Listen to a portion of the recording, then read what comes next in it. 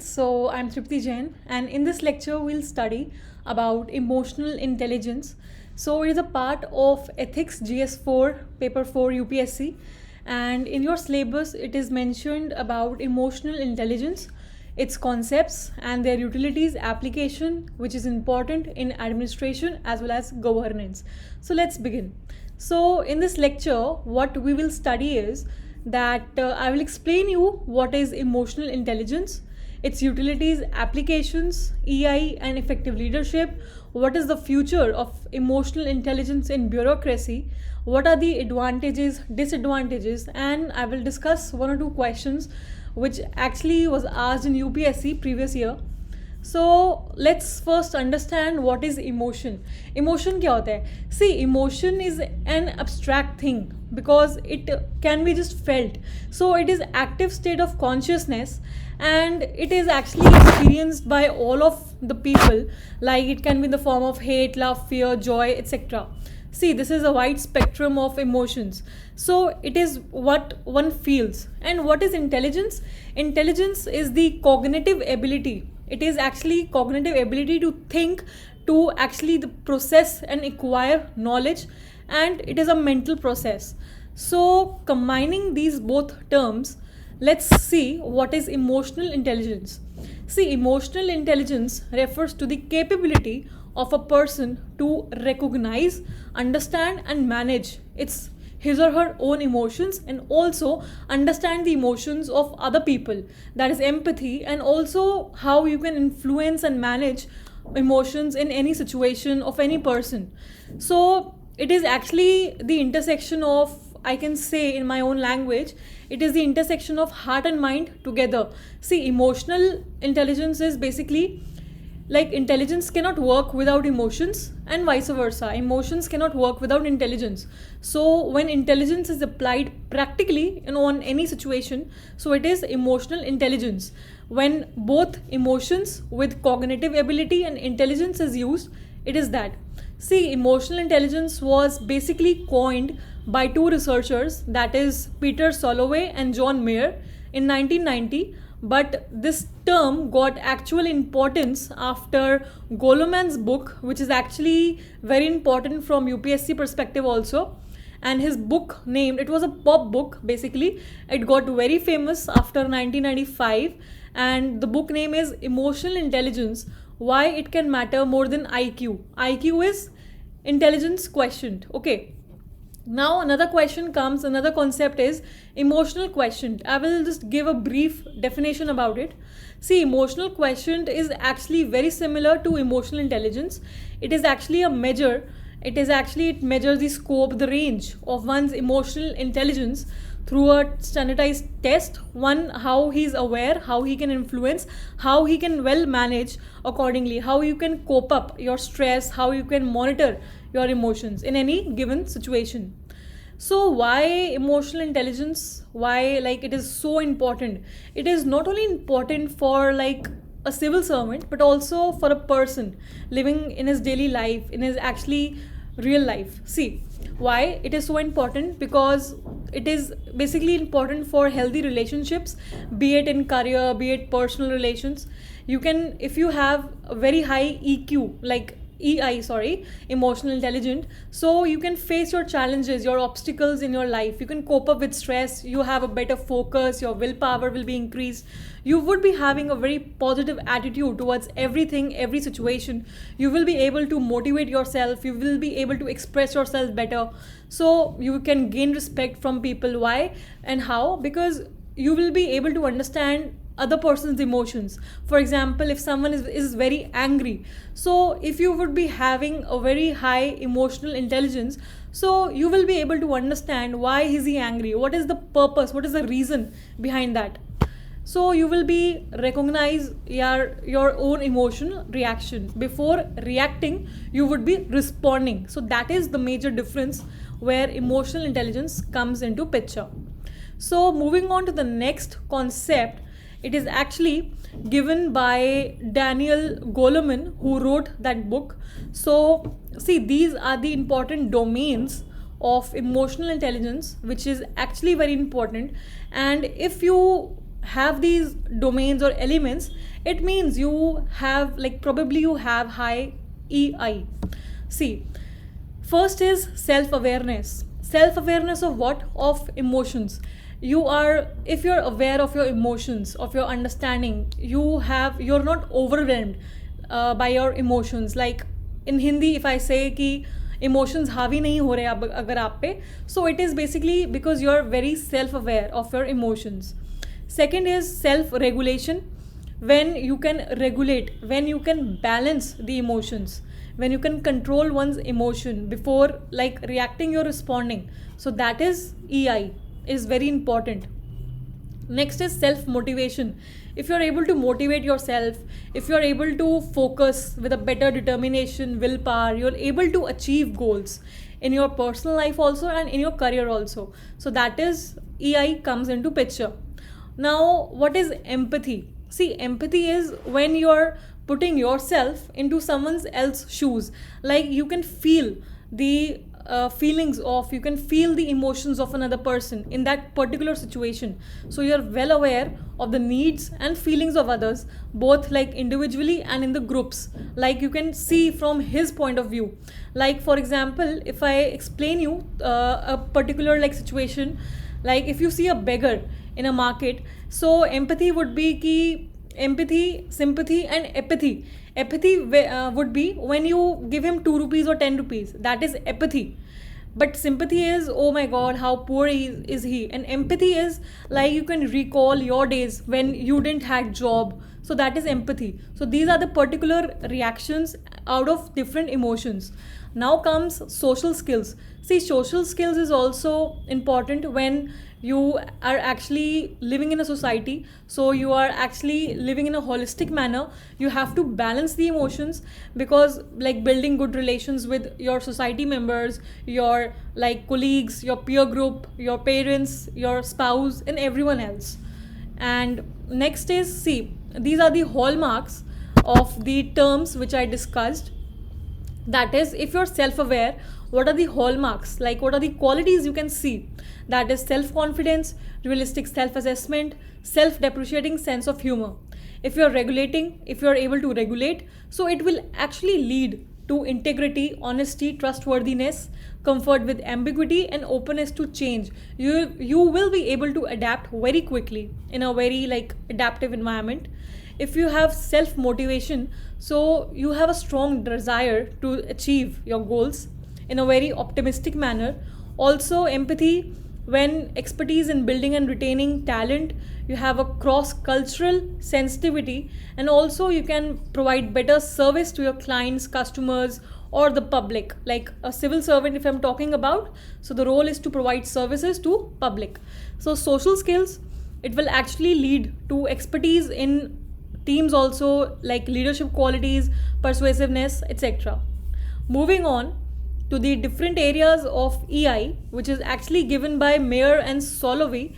It is called the ability model, and it is also very important from exam perspective. So first of all, there are 4 type of like areas which are important. First of all, if you're able to perceive emotions, if you're able to facilitate thinking, if you're understanding emotions and how you manage the emotions.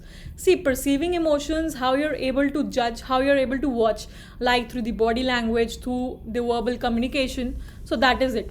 And now how you're able to facilitate, how you're giving reasoning with your emotions. See, first of all, your emotions, like it doesn't need to be suppressed, or excess emotions is also bad. So a quite balance is necessary.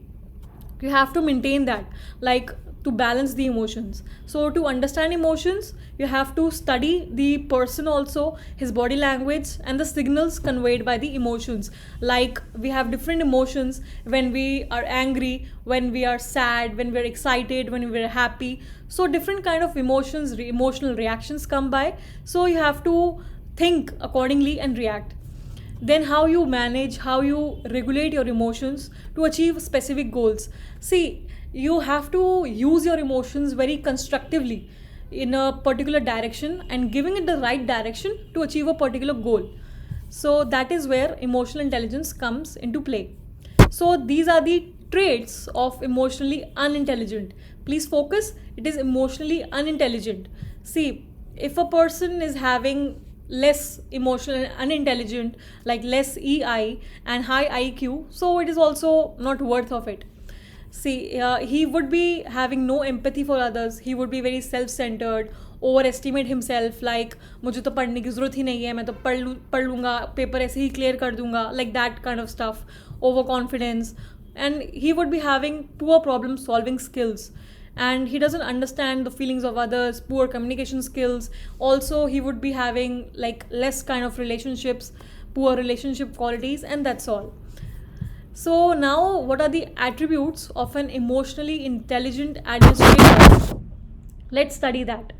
See, emotionally intelligent administrator, till now we have seen how important is this quality in a person, whether he is in his personal life or in the working environment. So if an administrator has to be successful in his workplace, so if he has high emotional intelligence, he would be able to deal any situation with dynamism and high adaptability. Any kind of uncertainty he would be able to manage. Also, by abiding the core values, by like persuasiveness, integrity, trustworthiness, aptitude, great attitude in a positive way, so he would be applying that. Also, he would have empathy towards other people. He would be able to sensitize towards other people. He would be handling the conflicts very constructively, and obviously he would be able to produce better work culture. He would be able to manage better relationships, be it in personal life or at the workplace. He would be having a very emotional balance while taking the decisions. He would be able to repose trust into the system and also enroll people into his vision. So these are the kind of like emotional intelligence, and he would be able to manage resistance to change, and like mood swings also, like he will be managed. So these are the qualities which will be manageable by the administrator. Now, what are the challenges faced in the recent times by an administrator or at the workplace is that, see, we know that there is a fast changing social structure, values. So the structure, the emotions, they are dynamic, they keep on changing. And also sometimes you are not agreeable, like I'm talking from the perspective of an administrator. So he may not agree to the programs and policies of the government also, but he has to do his job. So there's an inner conflict going on, inner dissent. So how he comes about, how he handles, so that is the challenge being faced. And also issues very easily get politicized. Also there is rampant corruption, obsolete laws, many laws, like they're obsolete now, they are outdated completely, so they have to come. And also, like, we see that online platforms like YouTube, Instagram, etc., Twitter, so awareness has increased. So it is basically a platform of the voiceless, and awareness has increased among them. So this is actually a challenge, because you have to act very wisely, use your emotions very wisely. We are advised by elder people also. So that is the reason. And also there are like less avenues of growth, there is over centralization and so on. So these are the challenges being faced by administrator in their work culture, at their work culture. Now, how EI can help the civil servants? Let's see. First of all, I have told all the qualities, the advantages, the disadvantages. So this is how he can help, like the increased capacity to handle the work pressure and conflicts, increased level of commitment towards work, trustworthiness, integrity, see the things in a holistic manner. He would be having better communication skills with his people, with his peer groups, with his colleagues, with his seniors also. And he would appreciate dynamism, diversity in his work and in his own interpersonal situations and personality. He would be able to perform multiple tasks because of better time management. Also, he would be adaptive, rational while decision making. It would be having a win-win model for negotiations if he would be able to crack deals. See, I will explain you this with an example, and we very well know, like, we are UPSC aspirants, we have been studying modern India. So since school times. So see, modern India mein, like Gandhi ji, he negotiated deals at the British time, like the Gandhi Irwin Act and all, like Mountbatten Plan, every act. So Gandhi ji had a very high intelligence, like IQ also, and also emotional intelligence. So it would be a win-win situation like that. So this was an example. Also, it would enhance leadership traits and motivation. Now comes the next topic is how EI can be developed, can be made like possible into the civil servants. Like first method is training by practice and feedback, and feedback can be given by the like seniors also, by their colleagues also, and can learn from their mistakes, can use the real life examples and reflect in the opportunities given to them. Support also, like by encouragement, by motivation, by creating a positive development attitude among the peer group. Next comes the experimental learning by emotional and behavioral changes. Also the learning through transfers, like we know that some civil servants are very frequently transferred. So it is actually, I think, in my opinion, it is a better like option, because that's how you will be able to perform. You will be quite adaptive at the new environment, so you will be able to learn many things. Now, how you can differentiate between low EI and high EI person? So these are the differences, these are the differential qualities you can find and differentiate. Let's begin. See, if a person would having low EI, he would be very aggressive, angry, very bossy, dominating, like less of leadership qualities but more of dictatorship qualities he would be having. And at the same time, a very high EI person would be very like strong willpower, decisive, very motivative, assertive, ambitious. Okay, see, next is he would be very self-centered. Low EI person, selfish, self-centered, goleman, like easily like distracted, because he won't be having much of focus towards his work. But whereas on the other hand, high EI person would be very warm, enthusiastic, very determined towards his work, very charming, persuasive, and sociable, to able to work in a holistic manner. Next is like low EI, when he is very passive, resistant to change, very slow, stubborn, and critical, fuzzy, very hard to please, perfectionist, but which he won't be. And on the other hand, a very high EI person would be very patient, stable. He would be able to listen to the problems of people, because sometimes, like after becoming a civil servant, you have to listen the problems again and again, repeatedly, of the same person at the same time, like repeatedly over a period of time, gradually. So that requires a lot of patience and stability and a good listening capacity in a civil servant. So there comes the picture, the role of high EI. That's why it is actually in the syllabus to teach all the future aspirants. And it is also, he would be very meticulous, he would be very skillful, time management, neat, systematic at his work. So next comes the case study. This is a case study. I will read and give you a gist that it was asked in UPSC, and some theoretical questions are asked and some case studies. So I'll discuss this case study. It is what, that there is a like Dr. X, he is a very leading medical practitioner in a city. He has a super specialty hospital, but incidentally, like many things has been neglected. So I am heading, like if I'm reading a question, so you are heading a tax investigation agency and you got to know that he has withhold the tax, and which should be paid him like now immediately. The doctor is very cooperative and he's also ready to pay the tax immediately, but there are certain other deficiencies in the tax compliance system, and which needs to be pursued by the agency. Considerable time and energy should be given to the doctor, and like which are not so serious issues, urgent or even helpful to the tax collection process.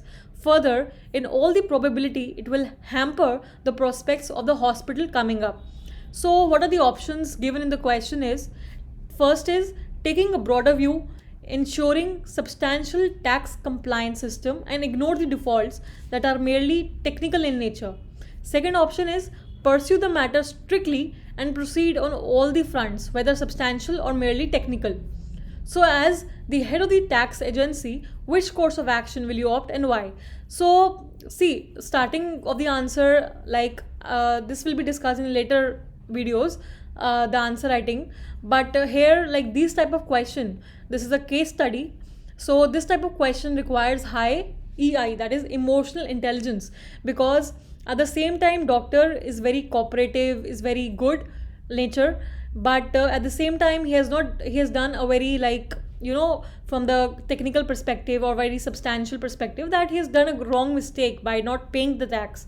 So here comes the role of, like, the tax head of the tax agency. What will he pay? He will use his emotions, his cognitive ability, and acquire knowledge, and proper he will be taking rational decisions. So that is EI. So EI comes into picture. So these type of questions can be solved by EI. So that's it for now. Thank you and have a very nice day. I'm Tripti Jain. Thank you.